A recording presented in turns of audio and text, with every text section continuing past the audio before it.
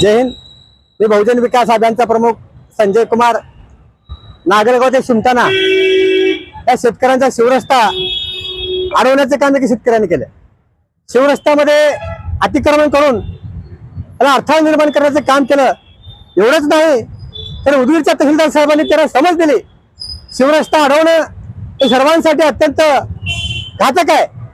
शिवरस्ता आवश्यक आहे। शेतकऱ्यांना इकडे यायचे असतात, बैलगाड्या जातात, वाहनं जातात, ट्रॅक्टर जातात। शिवरस्ता झाला तर शेतीचे कामं वेगाने होतात।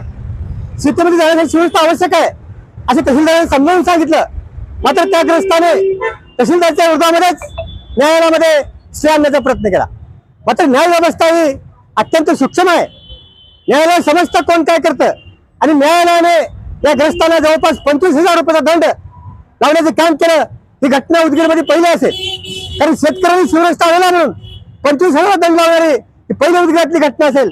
पण शेतकऱ्यांना विनंती आहे आमची की तुम्ही शिवरस्ता आणण्याचं पाप करू नका।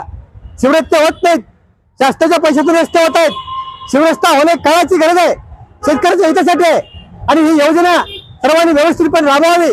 शिवरस्ता अडवल्यानंतर न्याय देखील का बसत नाही, न्याय देखील कळतं, न्याय देखील सर्व काही कळतं हे न्यायालयाने दाखवून दिलं। न्यायालयाच्या निर्णयाचं मी बहुजन विकास अभियानच्या वतीने हार्दिक हार्दिक स्वागत करतो।